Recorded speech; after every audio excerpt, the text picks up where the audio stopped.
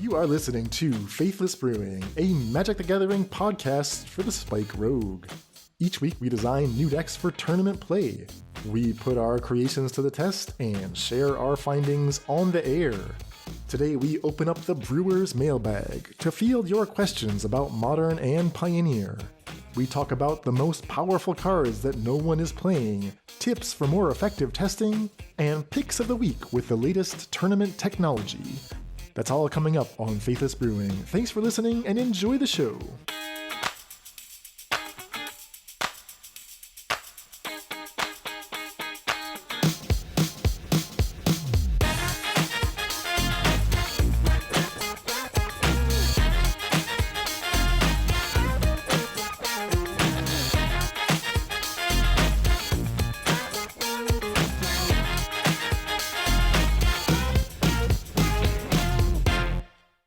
Welcome to the Faithless Brewing podcast. I am David Robertson, coming to you from a chilly Twin Cities afternoon here, and I am joined by the CEO of the Faithless Brewing podcast. He is Cave Dan online, Daniel Schriever. What's going on, my friend? Hello, David. Good to see you. How you doing? I'm well. Thanksgiving is in the books. Just a little 3-week grind until Christmas break starts. So just trying to make it through. In your household, does the Christmas music start on Thanksgiving Day? Mariah Carey, that kind of thing? I send, on December 1, I send to my one buddy who loves All I Want for Christmas Is You. I send him the video like when I wake up on December 1st and tell him it's time. And he gets really excited. But what we normally do is we put on the Peanuts Christmas song while we decorate the tree. So I just picked up the tree yesterday. But Katie's sick, so we'll probably have that fired up tomorrow. But the Peanuts Christmas is an awesome soundtrack. You know, I don't think I've ever actually seen that. At least not as a sentient adult. You're from Minnesota, dude. Charles Schultz went to our high school. Bad form. This is we might have to cancel the podcast. What the hell? I mean, the thing is, like, the Mariah Carey Christmas, yes. Peanuts Christmas, no. Mariah Carey is a national treasure. Peanuts is, like, not that...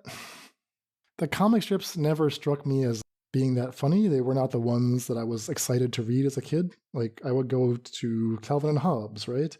Peanuts was just sort of like a legacy comic strip. You could tell that Charles Schultz was from a different era. Yeah, like, by the time we were reading comics, whatever, when we were 10, I'll just speak for myself, in the early 90s, late 80s. Yeah, Charles Schultz had definitely lost his fastball. But the modern comic strip is basically just created in his image. Like from 1965 to 1980, let's say. I mean, he's certainly the greatest comic strip author of all time. And it's just like, I mean, again, it also appeals to my values. Like, he is just a super... like the master secular humanist in the style of like a Kurt Vonnegut or whatever. But he was also just sort of like tinged with the existential despair. Like, we think of it now like, oh, Snoopy, like doing Joe Cool. Like, there was an entire week-long thing where a school was going to commit suicide. It just... Wait, what? And Linus tried to talk... The school had a personality and was thinking about killing itself. And Linus tried to convince him not to do it. It's just like... What? When you're young, you just read it and you're like, oh, this is kind of a funny thing. And it's just like, wow, it's... And Charlie Brown himself is like almost like a meditation on like what it means to have earthly desires, right? He desires to fall in love with a redheaded girl, and he desires to be the star of the baseball game, and none of these things ever happens for him. There's just a lot like subconsciously happening. I think, to your point, by the time we were young men, it had been cheapened in a bunch of different ways. But I will ride or die for Charles Schultz, and I think, again, I do not believe in that Jesus is the Son of God or whatever, but even his humanistic sort of secular processing of Jesus's teachings I found to be very inspiring. In the same way that Vonnegut often approvingly quotes Jesus's Sermon on the Mount. So if you like Kurt Vonnegut, and I know a lot of people do in our Discord, I highly recommend maybe checking out some old school Peanuts cartoons. I think you'll find a lot there. It's a lot deeper than the Camp Snoopy nonsense that Dan correctly points out is a little gross. Although now it's not even Camp Snoopy. I don't even know what it is. I think it's Nickelodeon now in the Mall of America. Yeah, time moves on. But okay, what does the football represent in this kind of Freudian analysis of Peanuts? Well, it's his desire to trust, right? Like Lucy is his friend. And so each time it's still him believing in the best of people, sort of that famous Anne Frank quote right at the end of it all. I believe in the best of people. And every time he's taught a harsh lesson about the nature of man. Oh boy. Okay. Well, that's an interesting endorsement for Peanuts at the start of the Christmas season. I think I got to check this out. And even if you don't want to watch the Peanuts special or read Peanuts comics, the Peanuts Christmas special with Vincent Guaraldi's jazz piano is absolutely spectacular. So I highly recommend that. Maybe you don't celebrate Christmas, maybe you don't decorate a tree. If you're in Israel like Dan, there aren't that many Christians. But you can just fire it up anyway. It's not particularly overtly Christmassy. It's got a lot of jazz piano happening. So just a nice way to wake up on a Sunday morning, maybe. There is a Christmas season here. I'm in Jerusalem until the end of this month, and I'm told this hasn't happened quite yet, but there's going to be like a influx of Christmas pilgrims coming to Jerusalem, coming to Bethlehem even. We'll see how that all goes. There's a lot of Christmas trees up around. Frankincense, myrrh, it's all out there. Exactly. So in the spirit of Christmas, we got a total grab bag of stuff today. Bit of a shorter episode. We did a lot of brewing in our Monday episode.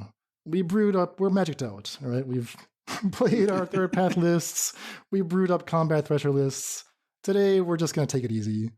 Got some questions from the Discord, opening up the mailbag, and we've picked out a couple interesting deck lists from the leagues that kind of caught our eye, so we'll have a couple picks of the week.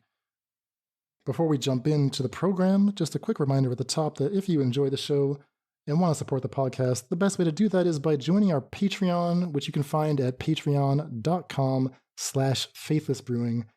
Make a pledge at any tier you're comfortable with. That really helps us out, goes a long way, helps us keep the show going, and give you some perks as well. You get immediate access to our Discord community. We also have bonus content and little perks like you get to vote for our monthly project. The vote is ongoing. I think it'll be open for another day or two after this episode comes out. And that, incidentally, is the first question I want to start with, because, David, you were not here when Emmy, Zach, and Brian talked over the cards nominated this time. There were 14 of them, and I'm curious. If you had to vote, right? Most people have cast their ballots already, so don't worry. Exit polls are not officially cannot released influence. yet. There are no Twitter leaks about influencing the vote. Exactly. So just your honest opinion, right? You can pick 3 cards out of the 14 to vote for. What do you think? What do you like of these cards? Gix, Yawgmoth Praetor would be my number 1. I think this card's legitimately super powerful. I'm surprised. I don't know anything about standard, so I'd be surprised if this card just wasn't making awesome standard decks. I think it works with a bunch of different cards. It works with double strike cards. It works with cards that make 2 creatures. I think this card is awesome. Number 2 would be Kaito Shizuki. We had a whole week on Kaito. I still think this card is really undervalued. It does have some interesting weaknesses. This card is the most play draw dependent. It's a very good card when you're ahead, and it means you will for sure win. But it does nothing when you're behind. So that's a really interesting problem to solve.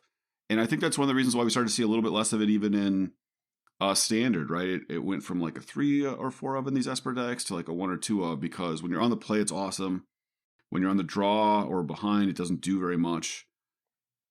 Can that be solved, right? I even played that list outside of even having a normal week with the 2-mana 4/4 vehicle that can get crewed up with a loyalty, and it was awesome in that shell. Oh, with Heart of Kirin. Heart of Kirin, yeah, that was a sweet list. I almost 5-0'd. So, small correction, we actually didn't do a week on Kaito. It was just a card that was on your mind the entire Neon Dynasty season. Oh, okay. So well, you then, kept all right, on Kaito. Playing Kaito lists, but we never actually... Yeah, I kept putting in, finding excuses, yes. And yeah, and then now there's even a few more cards now that trigger on your extra draw step. I kind of like that 2/1 that gets a +1/+1 every time you draw your second card. The 2/3 that loots that becomes a 3/3.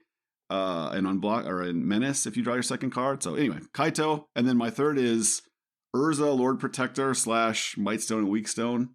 Oh, really? I don't know if these cards are good enough, and even in my one list, we proposed on Friday with Mightstone and Weakstone. I cut the Singleton Urza I had in there, which is more just like for fun.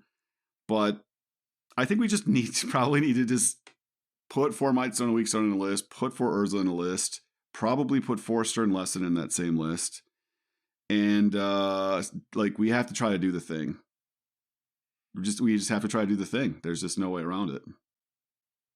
As Tumo Catcher says, I want to follow the instructions on the box and meld these cards together. Yeah, exactly. Let's do it. Should be pointed out, though, that on our Monday show, you played Mightstone Weakstone in that teleportation circle deck, and you specifically said, do not play Urza. Urza is garbage. Well, in that list, because I think you need to play a list where Urza is also like basically a mana rock, where you just have all instants or artifacts. You're not playing anything else. You're not playing any other creatures. You're not playing Renowned Weaponsmith. You're not playing other ramp spells. So you're playing like 2 mana counter spells. So you can play Urza on 4 with a counter spell up. You're playing probably Stern Lesson because it lets you ramp into all your 5 mana artifacts you're playing. Urza lets you ramp into all your 5 mana artifacts on turn 4. I think you just have to build your whole list around it and then see if that does it. And spoiler alert, it probably won't. So no love for Blood Funnel. That's probably the card that I would have to vote for first. As bad as it is, as challenging as it is, it's just like so vexingly impossible to use that I've become a little bit obsessed with it. So the thing about Blood Funnel that I want to highlight is I had never seen or heard this card. I was actually actively playing Magic when this set came out. I do not ever remember seeing this card in play. I never remember opening it in a pack or having it played against me. So I was like, first of all, just shout outs for that. Yeah, I think you outlined, recommended by Kilgore Trout, you outlined, Dan, a lot of the questions that this card asks, right? You need to have creatures to sacrifice or uncounterable spells, I guess. I mean, I think that's where it comes down to. Like, having creatures is kind of risky. It's high risk. Like, it's so bad that you can cast your spell and they can kill your creature in response, and then you will lose your spell. Like, every lightning bolt becomes a counter spell. So that's quite risky. But, like, what about, like, I just got this vision in my head of myself having Blood Funnel and Lyra, Disciple of the Drowned in play at the same time. Like, how amazing would that be? Or the back half of the 2/1 that can be disturbed. Yeah, the Hermit. Yeah. Backside makes your spells uncounterable. Which is also creature to sacrifice. Like the first spell you can cast, sack the Hermit to put it in your graveyard naturally if they aren't playing non-creature spells or whatever. And then play it from your graveyard for free, and then you just have this spell reduction effect in play. I'm sure that this won't work. Like, if this was a Pioneer legal card, I could maybe talk myself into it. But yeah, exactly. I'm sure in Modern it won't actually work, but I'm just like, I'm stuck on this. So that would be at the top of my ballot. And similarly, Surge Engine was nominated. I would be voting for that as well. Not for the reasons that that it was nominated for necessarily, but just because you've been putting Renowned Weaponsmith into so many lists, David, and now I just want to see, like, what can Renowned Weaponsmith do? Brian in the episode mentioned Zerda the Dawnwaker as like a kind of forgotten companion, and now I've just been like doing all these Scryfall searches, like looking for things that have activated abilities or make mana for artifacts and stuff. Yeah, the other thing that I'd want to point out is the Renowned Weaponsmith plus Surge Engine are all 2-drops that can get bought back by Extraction Specialist.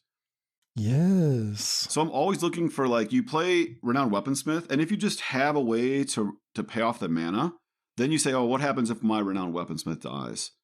And that's where Extraction Specialist comes in. And Extraction Specialisting back Surge Engine is also interesting because, yeah, it technically doesn't do anything while it's not attacking, but eventually you've got all these turns, you dump all this mana into it. And eventually they have to kill your Extraction Specialist because it has lifelink, so it can't be erased in creature matchups. So something there, maybe. I don't know. Have you seen that comic strip? I think it must have come from The Onion, where it's the guy with the Sicko shirt and he's standing outside the window. Oh, yeah. Yes. Yes. Yeah. That's what I'm feeling hearing these lines. And my third vote would probably have to go to the dragon card, Rivaz of the Claw. Even though it doesn't work with Phyrexian Dragon Engine the way that I want it to, like the mana cannot be used to unearth, which is very sad. And if you cast it with Ravaz's ability, you don't get to draw the cards, which is also very sad. Despite all that, he's just got so many sweet abilities. So yeah, a lot of text on that card. If any of those cards win, I'd be very happy. Yes. If the other ones win, we will be very sad. No, it would be a sad Christmas, but I don't know. I haven't looked at the results yet as of this recording, so we'll see. Oh, okay. All right. Well, shall we look at some mailbag questions, David? Sure. So the first one is from Samp, who asks, the year is winding down. What is your favorite card of 2021? Now, we are assuming Samp, because they reference the year running down, is referring to 2022. And so that's the question we're going to answer. And we will have like an end of year kind of summary one. This is just one of the ones we'll get to right now. So what was your favorite card of the year, Dan? The card that has taken up the most headspace for me is Leyline Binding. It started off as a card that I felt very positive about because I wanted to urge everyone to buy it. I was like very, very sure this card was going to redefine Modern, possibly even Pioneer. I just wanted to like get on record and say, yes, this is unique. This is extremely powerful.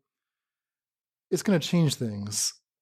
Now, even I did not realize at the time that it was going to be so disgusting that Karuga would become a deck again, or for the first time, Karuga would become a deck. And I don't know how I feel about that. So like, I don't know, like it's possible that things have gone too far, that this is actually a card destroying the legacy of Modern and Pioneer. But it is the card from 2022 that, I've felt the strongest about. So I guess I'm going to call it my favorite. Yeah, it's going to get on the record too. Like, I think this card is awesome. People are going to play a bunch of these and they're going to rebuild their decks around them. And then all of that came to pass. I mean, my dream is that Leyline Binding will finally get them to pull the plug on Companion. If Karuga becomes a problematic Companion, then let's just freaking pull the plug on Companion. It's so maddening that of the 10 Companions, like, so many of them just like drew a bunch of cards. And these are the ones that don't get nerfed by the Companion tax because decks that want to draw a bunch of cards are just trying to stall and draw cards.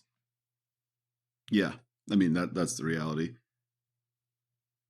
Anyway, your favorite card, 2022 or 2021. And my favorite card of this year, I think, is Unlicensed Hearse. Oh. I think this card is really incredibly designed. One, it is colorless, so you can put it in any deck. Two, it is very powerful, right? It's seen play in Modern, it sees play in Pioneer, a lot of play in Pioneer. Three, it actually involves strategy, though. Like, Rest in Peace is almost, like a butcher's tool, right? Like, there's nothing in the graveyard. Lots of colors can't interact with enchantments. This card lets you still use your graveyard. It gets bigger over time, so it becomes a threat. When do you use it? When do you not use it? Two of them against each other is interesting, but it also doesn't just like cold all graveyard strategies, right? It doesn't stop like Cat Oven necessarily unless you like time everything right. So yeah, I love this type of design. It's not just some blunt instrument that just whatever, says specific, some hate for, you can still do graveyard things. Do you use it against Phoenix before they have a Phoenix in the yard to try to make Treasure Cruise harder, et cetera, et cetera. So I really love this card. It is a little bit worse than I thought it was going to be. It's very good. I thought it was going to be like even better. But yeah, I just love this card. What makes you say it's a little bit worse than you thought it was going to be?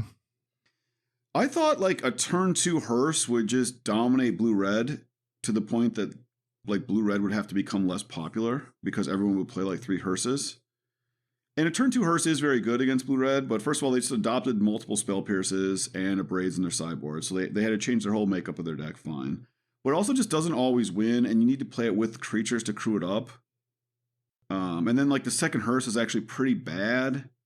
So like playing a bunch of Hearses to make sure you draw one early means that your like later Hearses aren't as good. In some ways, it's like a one-sided Rest in Peace until you get paired against a deck that just delves through it anyway, and then you realize that it's not a Rest in Peace. Yeah, I love it though. Like if you cast it on turn 2, it's insane against certain graveyard decks. Oh, yeah. But the fact that it becomes a threat, it is equipment. You can like Karn to stop it from being used. I mean, it does so much stuff. It's an interesting game piece while being powerful, while rewarding people for being skilled in a way that like Rest in Peace is just like, a hate piece that doesn't, that involves no thought. It can only be played by one color, et cetera, et cetera. Yeah. All right, next question.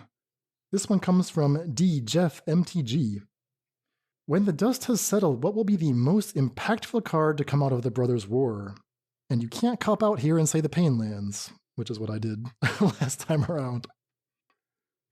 I think the Might will be the most impactful card. The Haywire Might? Yeah. Modern is the most popular format by far. There is a eminently main deckable colorless land that tutors up 1 mana artifacts. The decks that play that typically, not all of them, but many of them play green because they're also playing red and 6. So this card is in a bunch of different decks. And as you pointed out, an enchantment that exiles any non-land permanent is ubiquitous, so it always has targets. It also blows up the other Urza Saga. And it's good against red because it gains 2 life and kills their Eidolon. So I just think this card is going to see play forever. Like, it'll come into play the most of all the cards in this entire set. Yeah, so I did my preseason predictions for both Modern and Pioneer. That was a few weeks ago. Now that we've seen a little bit of how things are playing out, I don't know what the answer is for Modern. Like, for Modern, I thought maybe Haywire Might, maybe Stonebrain, maybe it's Scrapwork Mutt, which I think I had 3rd on the list, which continues to exceed expectations in Modern. But in Pioneer, I think there is a clear winner right now in Pioneer. It's the 2-1 for 1 that is just like a human recruitment officer. Not because that card does anything special. These are cards that I almost, I make a note of them and I just never think about them again. It's another 2-1 human for 1. Who cares? Well, it turns out it's slightly better than all the other human 2-1s for 1. And it turns out that that deck is pretty good, especially when you're expecting to face a lot of mono green. So in terms of which Brothers War card are you going to see the most? Yeah, Recruitment Officer is, I think, by far the most played card from the set and the most successful. And it's going to continue to be that way until a better 2-1 gets printed. Yeah, I think the one out is Third Path Iconoclast, which could be slightly less played than the 1-drop and slightly less played than the Might, but between the two formats, you might just see it more collectively. Yeah, maybe. I mean, I know that we think of Third Path Iconoclast in terms of what unique new stuff it can do, but whether that sees broader metagame adoption, I think the jury is still out. So that would be a called shot if we think that's going to actually be a long-term impactful card. Whereas Recruitment Officer, at least we know that, yes, as of now, today, it is a staple card of not just mono white, but various humans decks. Yeah, but it's eventually they'll print a slightly better they will. Version of this, better Savannah Lions, and then everyone will be I don't remember, because there's been a lot of 2-1s that are a little better than... Exactly. So, it's in a long line, a healthy line of 1 mana 2-1s. Or 1-2s, or 3-1 under this condition, or 1-2 that gets a +1/+1 counter, right? So our next question is specifically for you, David. Comes to us from Mr. Smoke. Mr. Spoke wants to know if you have any updates on the 12 deck sketches that we put up on the website a few weeks back. That's an article. I'll put the link in the show notes. Do you have any standouts so far, or are these decks that you're just going to keep tinkering with and working through as the season progresses?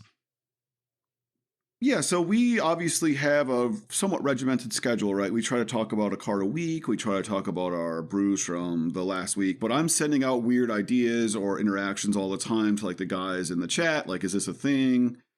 That doesn't always add up to either a deck worth playing or even a card worth thinking about or discussing for an entire episode. So I'm always updating and working on lists and working on cards that, I've got a bunch. I was just telling Dan, I got a bunch of arcane proxy lists that are different than the ones that we played, right? That are trying to do different stuff with them. We even updated some of the Third Eye path lists before we talked about the Third Eye, card last week. And then we had pretty good results with one of the lists. We're making some updates. And then even playing it, we found, again, Dan and I wanted to, get rid of the Mox Amber, et cetera, et cetera. So there's lots of moving parts and pieces. And, we'll probably just process them as we get through our schedule. Normally what happens is there's a slight break between sets. There aren't a bunch of cards we're talking about. And then we go to pet decks or things I've been wanting to work on for a while. Yeah, exactly. So of the 12 in that article, I think half of them we've kind of played with a little bit. The 4 third path iconoclast decks. We talked on Monday about the blue-white Tezzeret Combat Thresher deck, which I'm excited to try. And I think you actually ended up trying that Landfall deck with Escape Shifts and the Felidar Retreats. Yeah, I did. Yep. That was pretty bad. But yeah, it's like that was bad, but it pointed maybe away to somewhere better. But I can't say that that's the case yet for the new Titania. And then like the white black prototype list I proposed in there really should have been divided up into like more of an aggro list and then more of a mid-range list. And the mid-range list that I sort of developed from there was also proposed on our Friday episode, like the white black prototype refurbish shell. Yeah. So if you want to see like the first drafts, the link will be in the description. But these are constantly getting workshopped, and this is just a small portion of what's lives rent free in David's head. Like right after you sent me these 12, like you then like went on a big kick on Stern Lesson, the 2 and a blue, draw 2, discard 1, make a Power Stone, and like I think that one's actually extremely promising. Like I don't know, like maybe that should be a whole week. Who knows?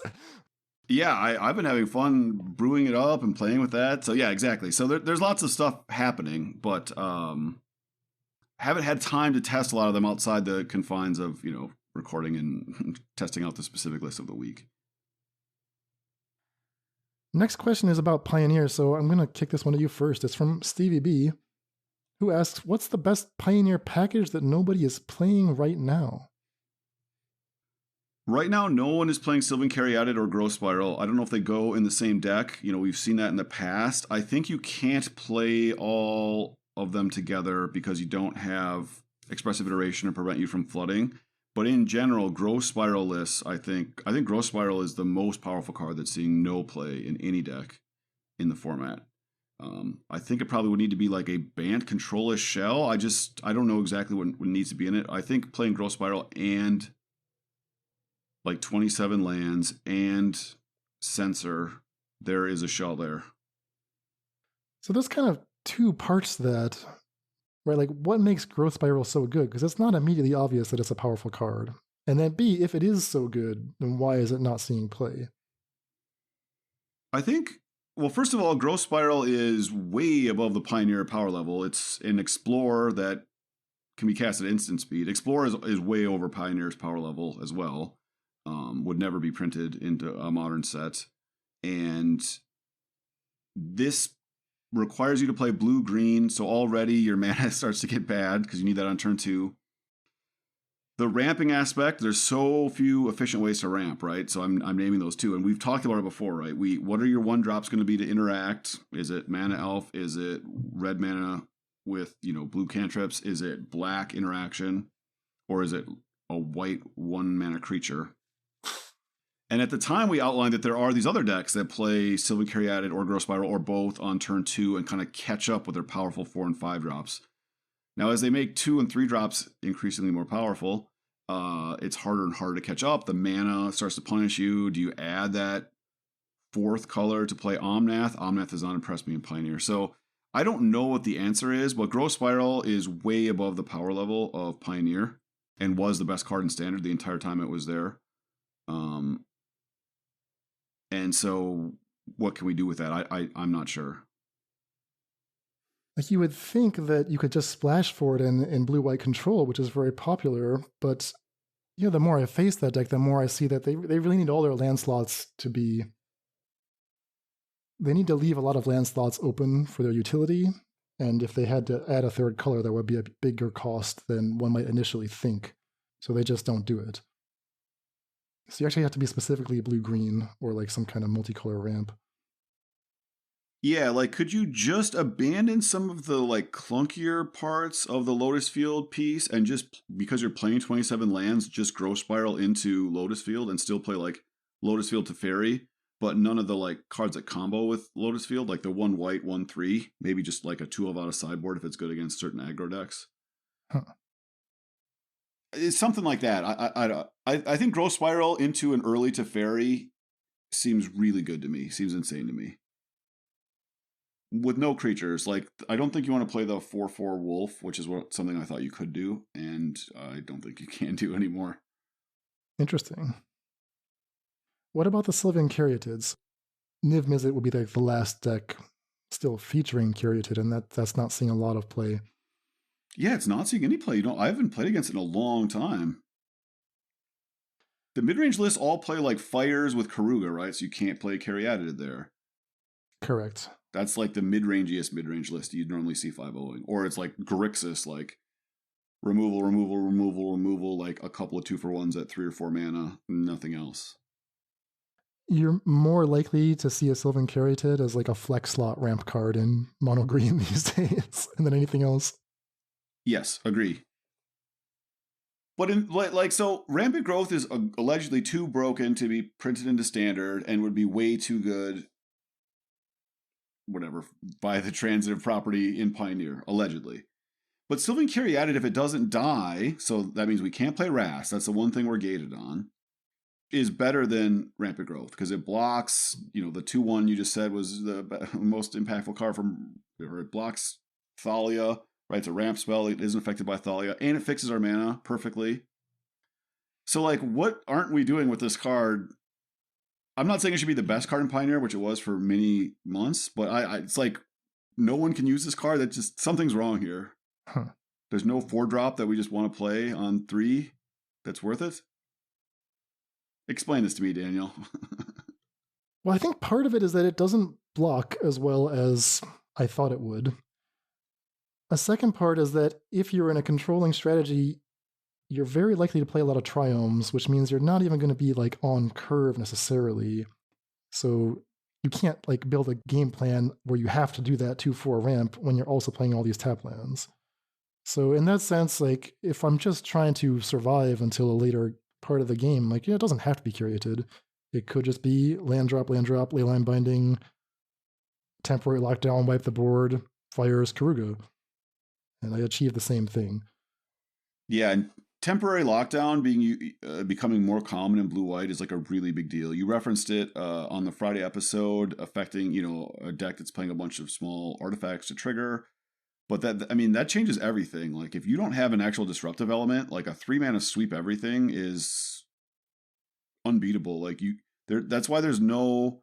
I saw Claudio made a really interesting post on Twitter. He was just like, I've been experimenting with the Teething Wormlet and the Yoatian. It's like the green-white 1/1 that gets a +1/+1 counter whenever artifact comes into play. He's like, none of this stuff matters because they just play this 3-mana enchantment, and if you don't have disruption for it, it just kills everything. It exiles everything. All your counters are gone permanently, or your tokens. So it's extremely punishing. Like for the third pathless, kills all the prototypes, all the Springleaf drums, all the tokens are gone forever. Even the Mishra's research desk. The research desk did nothing wrong. Like, why is that in a temporary lockdown? It's all gone, and Karuga plays 4 copies main deck. Blue-white is often playing 2 copies now, plus some of the sideboard. Yeah, I don't know. I mean, I thought it was going to be like Liliana pushes Sylvan Caryatid out of the format, but Liliana turns out not playable. But Caryatid's, also not popular for other reasons. Yeah. But if you're asking me what it is, I think Growth Spiral is the most underplayed card. Nobody plays it. This card was bannable in Standard. So there's something. It's bannable in the most powerful Standard format we've almost ever had. I mean, there's a blue-green lands deck, but it plays Grazer instead of Spiral. It turns out that just blocking a few turns before your Lotus combo matters more. Yeah. Well, from Pioneer, we have a question about Modern. Specifically for me. Yeah, Georgie Boy 39 wants to know, Dan, have you accepted that Faithless Looting was actually a good ban? Where is this aggression coming from? Georgie, why do you hurt me like this? There's a lot implied in this question, but I maintain that, so the Faithless Looting ban happened, 1 year before MH2? A year and a half before MH2? So whatever you're thinking about how Modern is now has no relationship to Faithless Looting. Yes, they crafted a perfect MH2 metagame that's balanced against itself, and the graveyard plays a very, very minuscule role in that metagame. They made it so that, okay, specifically persist and Archon of Cruelty becomes like the extent to which the graveyard is utilized in Modern. Well, and Living End. Sure. But I mean, like, even that is like, that's part of the Cascade package, which they really pushed. Like, they did not have to put Charlotte's Agent into the format. Like, I really wish they hadn't. Like, now that we've seen how it plays out. Agree. Like, it just makes everything, like, too railroaded. So, I said this in our episode a month or two ago where we talked about the state of the Modern unban list. You could reintroduce Faithless Looting to the format now, today, and it would just be like another strong pillar. Like, it doesn't actually interact with any existing decks. It would just be its own thing. So, if we're talking about how Modern would be now with Faithless Looting, I think we can't picture it. It would be something totally new. Now, was it a correct ban at the time? If that's what Georgie Boy means, we can agree to disagree on that. Modern survived for many years with Faithless Looting being one of the best cards, but there's always going to be a best card in the format. They've swung the pendulum far away from the graveyard right now. Why not move it back? So if Faithless Looting was in the format now, do you think it would be better? The format would be better, would have gained something from Faithless Looting being unbanned? Would gameplay be better? Well, I enjoy variety. I think it would add 2 or 3 decks to the format. Which are Dredge and Phoenix? Something like that, for starters. And then, maybe some third deck, some kind of reanimator deck that is more looting focused. But, I mean, who knows? I mean, it's such an obscenely powerful card that you can start with that and come up with, like, those are your main archetypes, and there's also some side archetypes. Now, that changes what people have to play, right? You have to allocate more sideboard slots to your endurances or whatever else. And some people don't like that. They don't like the randomness of Modern matchups and having to draw your specific hate piece in time. But I'm okay with that personally. I would like to see that happen. Okay, I mean, that seems a pretty measured response. So you do think it should still be unbanned, though? This is the official take of the CEO of the Faithless Brewing podcast. Well, to George Boy's question, did I accept that it was a good ban? No, I do not accept that. Especially if he's talking about how it would impact Modern if it was legal today. But I think it was a great ban at the time, although I've kind of come around to Dan's point of view that we should just start unbanning random cards in Modern to mix things up. I mean, and Pioneer, if you're letting me. It was banned with Hogak. Like, yeah, okay, you can't take Hogak out and let's see how looting does in the format. Well, it was dominating the format before Hogak. It was one of the better decks. It was 2 or 3 of the best decks. But people survive. Like, Dredge did not win every week, for example. Anyway. So you do not accept that it was a good ban, and you think it would be a good unban right now. Those are the 2 statements. Yeah, it would not break Modern now. I think it would add decks to Modern, and that, I think, is inherently good. It would give Modern some of its classic flavor. Now, I know people are going to say, oh, such and such thing would be broken. I doubt that would be the case. Graveyard hate is easy to get. Endurance exists, like, it's fine. Also, this is not maybe how Wizards thinks about it, but I think this is a reasonable way to think about it. Unbanning cards that are cheap, like a common, like Faithless Looting, you should be doing more frequently because unbanning it costs way less money. Like, no one's going to be mad that they had to buy 4 Faithless Lootings. Well, if the card is cheap, that means it will never get unbanned. Like, they have no incentive to unban this. Yeah, maybe. All right, on to our next question here. First Turn Negator says, in the last few months, I've transitioned from brewing in Modern to brewing in Pioneer. One of the things I've had a hard time adjusting to is the larger number of lopsided matchups. After a league or 2 with a new brew, I'm having a harder time knowing if my deck synergies weren't up to snuff versus I just hit a bad matchup and vice versa. Any tips for quickly discerning how to identify successes or areas needing improvement without playing hundreds of matches? Yeah, this comes up a lot. I think Dan was just sending me a message the other night. You get all agonize over the 14th and 15th sideboard card and the 25th land. Am I going to be short white for my splash color here? And then you queue directly into Lotus Field, and none of the decisions you made matter other than can you like mulligan to your hand disruption or counter spells. Yes, I was grousing about this just the other day. It's like, oh, turn 1 Temple of Mystery. Never mind. Check the sideboard, see if I have any interaction or not. Yeah, so the first question you need to ask yourself, first turn negator, is why are my matchups bad matchups, right? So it doesn't matter if your synergies are up to snuff if they're always going to come online too late. Like I propose a lot of lists in our like Gmail discussion, and I never play them because I know even if I did the thing on turn 4, you know, I'm playing a deck with no removal or something. So white and or red and or mono green are always going to beat me. And so, and maybe even mono blue. So if you play those 4 and say, oh, I just played my bad matchups, it's like, well, yes, that's true. You did just play your bad matchups, but that tells you that there's something fundamentally wrong with your entire deck strategy, right? Your synergies didn't come online because they're constructed in such a way that maybe they can't come online in a reasonable amount of time against a reasonable amount of the field. I'm intrigued by this idea of a lopsided matchup. I think that if you just look at the existing top decks, tier 1, tier 2, and imagine them goldfishing, that is to say, playing solitaire essentially, many of them are built to just snowball. Like if they are allowed to execute their strategy, they will win by a huge, overwhelming margin every game. And that applies to both aggro and control. The mono white aggro, the bushwhacker red or mono red aggro, even spirits.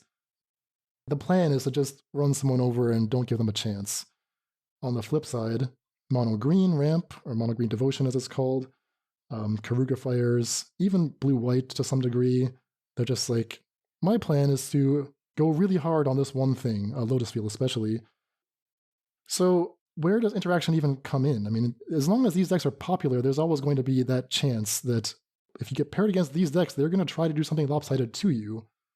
And where does that leave you? Are you going to say, okay, I'm going to try to intervene in this, disrupt you and fight back so we can have like a back and forth game where you're trying to impose your will on it and I'm trying to stop you? Or am I just trying to do my own lopsided thing? Yeah, so I guess the main thing is if you're a deck that doesn't have a lot of interaction, then your proactive plan has to be better than whatever your opponent's doing. Either it has to be faster or it has to disrupt your opponent somehow while it's being executed. That's why you don't see us propose a lot of super proactive lists on here, because I think those are the easiest lists to find. So we know at the time, what if you want to call it the critical turn, Dan and I can date ourselves here, for mono green or Lotus Field is, and no other deck can beat it in terms of sheer speed, right? So therefore you have to play interaction, right? So the other aggro decks are all disruptive aggro decks. Unless you can go under mono green, that's what red does, right? Or the like red green vehicles list actually goes under mono green. So you kind of need to see where you are in the beatdown, and if you're too slow for the proactive decks without interaction, those are always going to be your bad matchups. And then if you're doing that and you still aren't beating the other mid-range lists, or there's other lists like blue-white control goes over the top of you, and that's where sometimes you've heard me have like bad leagues. That's a space I often find is I'm not quite disruptive enough to stop the linear decks, the mono greens, etc. And then you play control on the other end. You're like, well, damn, I actually don't have enough card advantage, etc., to battle them. So it's hard to say without exactly knowing the specific list that First Turn Negator was trying, but that's just some guidelines, I guess I can say from my own experience in the format.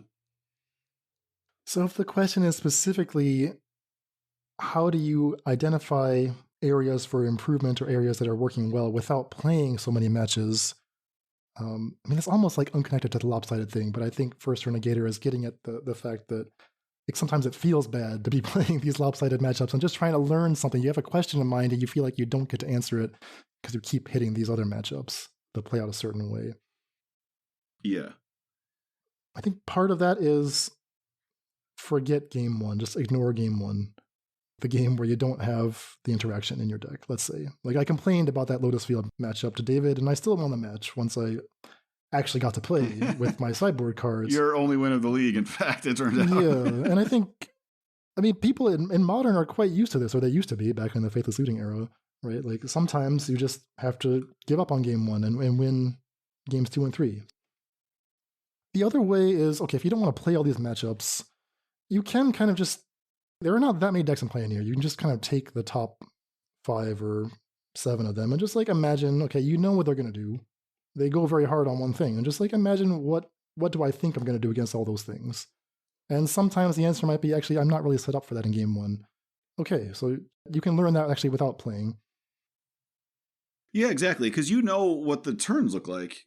Turn 1, Savannah Lion. Turn 2, Thalia. Turn 3, Adeline, right? You can imagine what your opening does against that. Turn 1, Elf. Turn 2, Kiora, another Elf. Turn 3, whatever. Turn 1, I get Thought Seized by Mono Black. Turn 2, they play the 3/2 that makes a blood. Turn 3, they play Fable. Just think about each of your plays. Okay, am I leaving? Do I have mana up to counter the Kiora here? Do I always have to tap out for this thing that makes less mana than Kiora does, etc.? Yeah, exactly.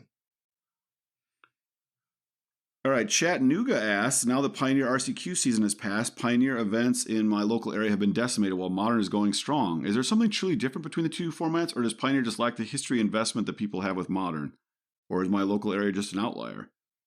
I would say their local area is certainly not an outlier. Modern is the most popular format by far. I don't think it's close, and it's certainly more popular than Pioneer, even after the RCQ season has passed. Yeah, we ended up actually kind of pre-answering this question in last episode, kind of looking at the effect of transitioning the format of the regional championship from Pioneer to, I think it's Standard for the next one. We're seeing lower numbers in Pioneer for sure, and definitely what Chattanooga is saying, the lack of history or investment has got to be part of it. Modern, at least in theory, is the format that, it's your lifetime format. It's wherever you joined the game, Modern was there. Whether that's actually true right now, I'm not totally sure. But I do think that, it would be nice to get more of that kind of shared project where everyone who cares about, let's just say, competitive Magic is playing the same format. And I think it actually might have been a mistake to allow stores to schedule any format they want for their RCQs. So what happened was that, okay, the RC is going to be Pioneer, but your local store might choose to run Modern or even Sealed Deck or Pioneer or even Standard for their little RC qualifier that they get to run. So you can't even say that this is the Pioneer season because, the different stores might not all be running Pioneer, for example. I'm not the only one to say this, but I think it might be nice to at least return to an era where, okay, we're all just going to play the same format for at least 3 months, right? It's a Pioneer RC and we should all play Pioneer. And then we can switch to Standard for the next 3 months. Also, I think Pioneer has been really harmed by the fact that Standard was like a garbage fire for like the 2 years before or during Pioneer's existence. Because in theory, Pioneer was supposed to be the transition, right? Modern no longer is a transition from playing your Standard cards. And the history of Modern, as Dan has kind of alluded to, is totally vaporized by the fact that it's functionally just the Modern Horizon 2 sets with a handful of interactive spells, not from those sets. Pioneer is supposed to be this gateway. Oh, I've been playing all this Standard at the stores, and then when I'm done, after rotation, this is basically like a super extended, right? That has a little bit different gameplay because there's, 1 mana elves and a few extra cards that they don't normally have, like aren't ubiquitously available in Standard. What happened was, Standard became very unpopular due to, lots of things we've gone through over and over, but like COVID and fire design, etc., Arena. And now you don't even physically own cards you care about keeping, right? You have an Arena collection. Maybe you just play Arena for an hour a day, and you don't really like Standard. You play Alchemy. Well, now you don't give a shit about Pioneer, nor should you. You have no investment. You have no need to like use your cards because you don't own any cards. You've been, just collecting random stuff. So I think that's part of it as well. Yeah, I agree. The concept of Pioneer as the format you go to after you played Standard and like formed a relationship with these cards and these strategies. These cards were designed for a standard that nobody really plays anymore outside of Arena. So in that sense, yeah, it's not able to fulfill its purpose, and people are not able to get that level of investment with it, which is sad. Yeah, I mean, it is what it is. All right, so I think that'll do it for our mailbag segment. Thanks again to everyone who submitted a question. Of course, if you want to pepper us with your questions, you can always do that through the Discord by becoming a patron. we like to do these mailbag segments from time to time. It's always fun to check in, see what's on everyone's mind.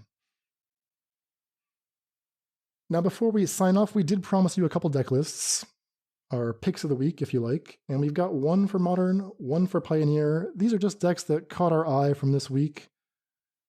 David, I'm going to start with you, our Pioneer expert. What have you been thinking about this week? So one of the things I've been talking about, and I walked through my sort of thinking on this on the Friday episode, is, mono white is very good against mono green, but it's bad against like the rest of the format basically. And so I was experimenting with some ideas that are still disruptive, still keeping some of the core disruptive elements, specifically like Thalia or whatever. But can we build a way to still do that, but make ourselves a little better against decks that are very removal heavy? And typically we're talking about Rakdos is the good one, but people I've been 5-0ing a lot with just like Grixis removal piles, right? So one of the things that I'm always looking for is people who are like teching out humans to actually like think about this. Don't just play a few extra sideboard cards. What can you do in your main deck? So zkiihne, I'm assuming this is zkiihne. I believe so, yeah. Yeah, who's an excellent player, has built an Azorius humans list. So the cards added aren't that important, but they're playing Dennick, which is a main deck way to interact with Greasefang, and at least a 2-for-1 against removal decks. Harbin Vanguard Aviator, we talked about this just on flat rate. We're talking about a 2-mana, 3-power flyer, so it's just your clock is so much faster. 4 Reflector Mages removal instead of a very easy to remove Werewolf, and a 1 of Spell Pierce. Now, the choices are not that techy. The thing that's interesting to me is that Zach understood that the blue splash was borderline free because of Fortified Beachhead. Now, we highlighted that there was really no soldier deck. This is not a soldier deck. There's no soldier synergies. It just is the case that a lot of humans are soldiers. So we talked about a couple weeks ago how deep into the soldier synergies you wanted to get.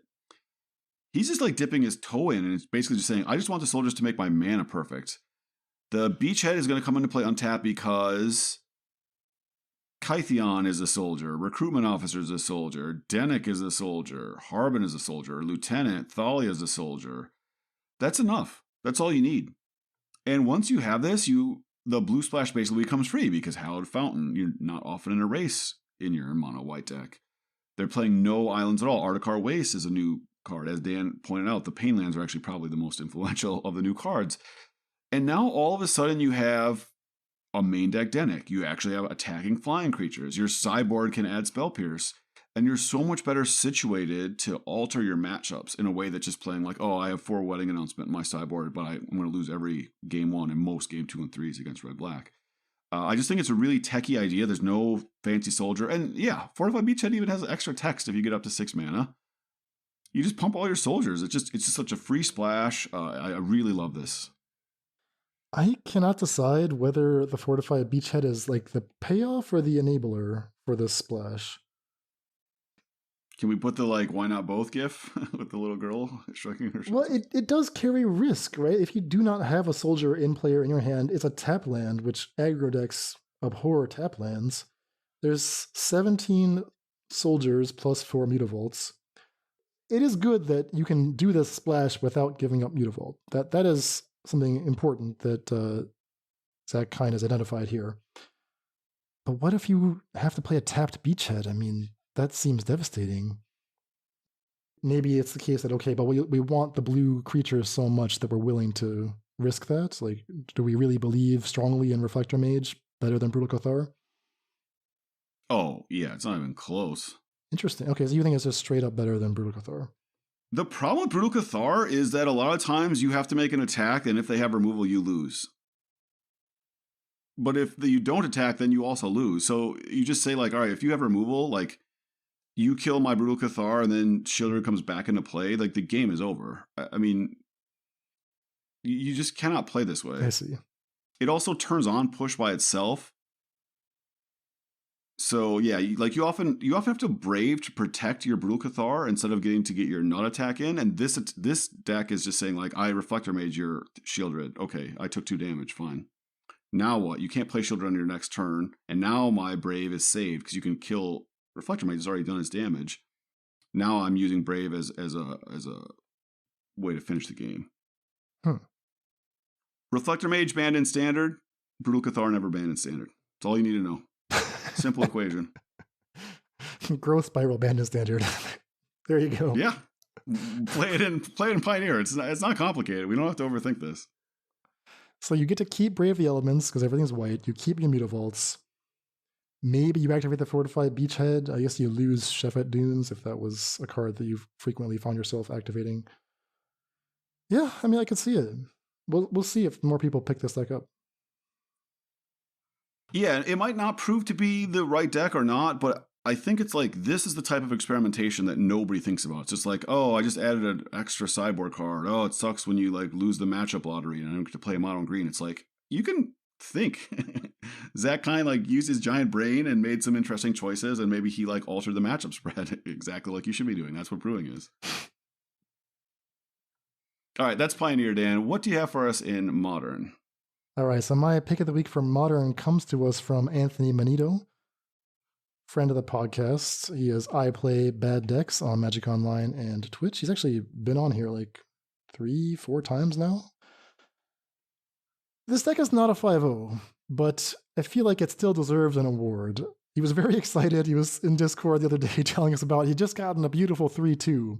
This is a deck where a 3-2 will feel like a 5-0 because it's so sweet, it's so crazy. It's a 5-color control deck that uses Gifts Ungiven as the finisher. What does that mean? Well, we're in Modern here, so 5-color means, fetch lands and triomes and shocks, etc. With that mana base, you have your Leyline Binding, card of the year, perhaps, for 2022. And Shadow Prophecy, a card that's, Mord and I really like this, although we've come to understand that the incidental life loss can be quite punishing, but Anthony says, okay, I can handle that. 4 Leyline Binding, 4 Shadow Prophecy, the full domain payoffs, and 4 of David's favorite Sylvan Caryatid, giving that a chance here in Modern as well. So those are your 4 ofs, along with 4 Gifts Ungiven and 4 Fatal Push. We're trying to defend, we're trying to remove things, we're trying to draw cards. So what's special about this? Well, because of Gifts Ungiven, Anthony has allowed himself to go truly overboard. He's got about a dozen just random one-offs here that Gifts can find. What does a Gifts package mean? Well, in the past, it has meant like, okay, you get an Umbrella Rights and you get Iona Shield of Emeria, and then you fail to find the other 2 cards. They have to put them both in your graveyard, and then you can Umbrella Rights your Iona back into play. So Anthony has that here, right? He's going with Sarah's Emissary instead of Iona. The other thing you can do is if you really want a certain spell, you can put that spell along with a Snapcaster Mage and like a regrowth effect. And then just by the numbers, you will eventually get the spell. Maybe they'll make you cast the regrowth as a Snapcaster Mage first, but you'll eventually get the thing you want. So what is so special that it's worth spending all this time and effort to get? Well, it turns out that Anthony has been going very, very deep on this infinite combo with Vadrok's Apex of Thunder. And it's not just infinite, it's actually like exponential combo. Is that the correct way to describe this? You have to walk me through it. I think I know how it works, but I need you to walk me through it. All right, let's start with Vadrok's Apex of Thunder, a card that's we have been paid good money by WotC to brew with this card. Yes. Blue, red, white, elemental dinosaur cat with mutate. The mutate cost is 4.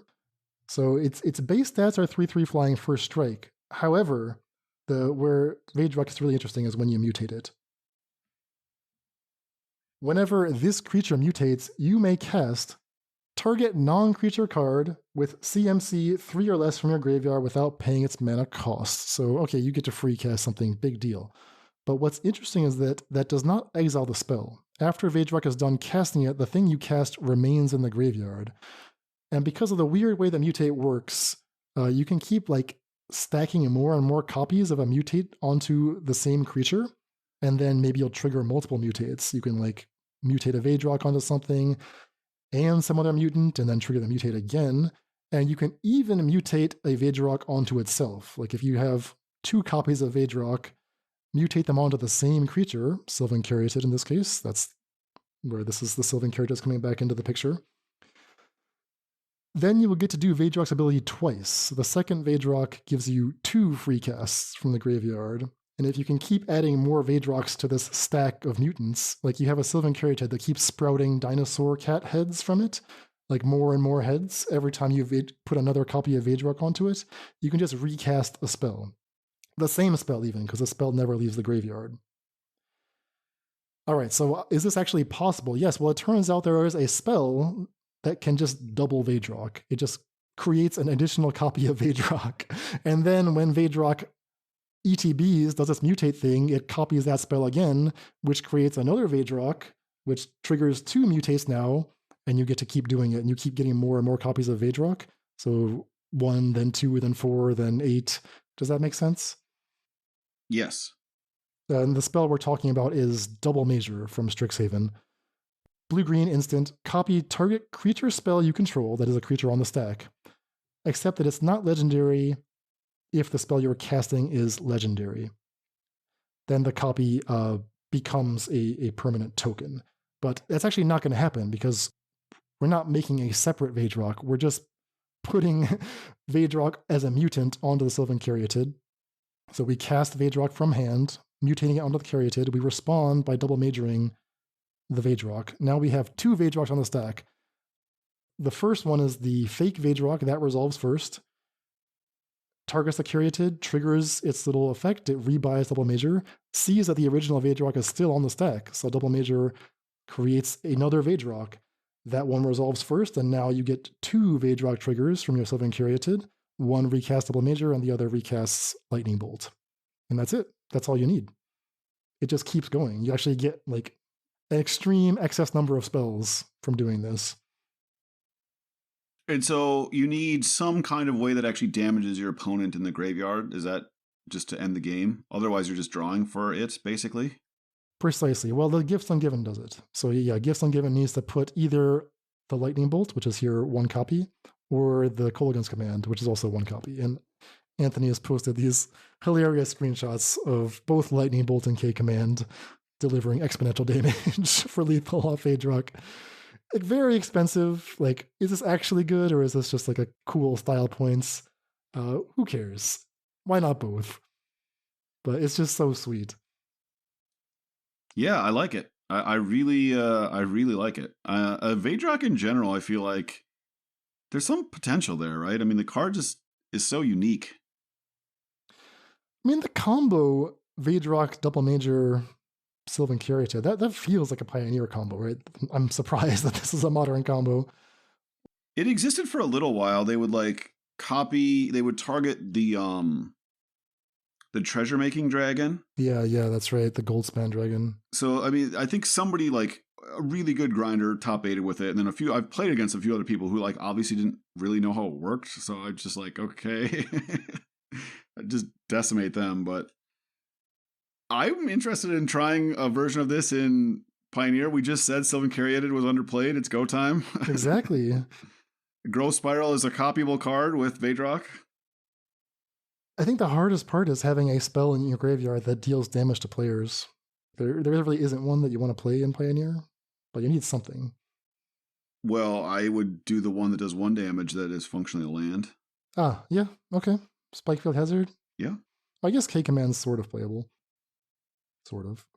No. Well, we're already playing Sylvan Caryatid and Vadrok, so that's all the colors I want, I think. Okay. All right, Spikefield Hazard. There you go. All right, love it. This might be the future or something. Food for thought. Vadrok gifts with double measure. Kudos to Anthony for another sweet brew. Yeah, absolutely. Super sweet. All right. I think that is where we will leave it for today. Thanks again, everyone who sent in a question. If we didn't get to yours, we'll hopefully cover it in the next mailbag. Yeah, there were a lot of end-of-year questions that we will address in our end-of-year wrap-up. So there was lots of questions about Naughty and Nice list and all that stuff. It's not Christmas yet, so we got a couple weeks here. Exactly. But if you want to watch the Mariah Carey Christmas special, you can go ahead. No need to wait. That's exactly. Fire it up. Get the computer ready. Get the kids out. The popcorn. All right. Take care, David. Thanks. All right. Bye. Deck lists for this episode can be found at our homepage, faithlessbrewing.com. And don't forget to follow us in your podcast app to hear new episodes as soon as they drop. Support for this podcast is provided by brewers like you. Join the Faithless family and help support the show at patreon.com/faithlessbrewing for Discord access, bonus content, and more. That's all for today. Stay safe and we'll see you next time.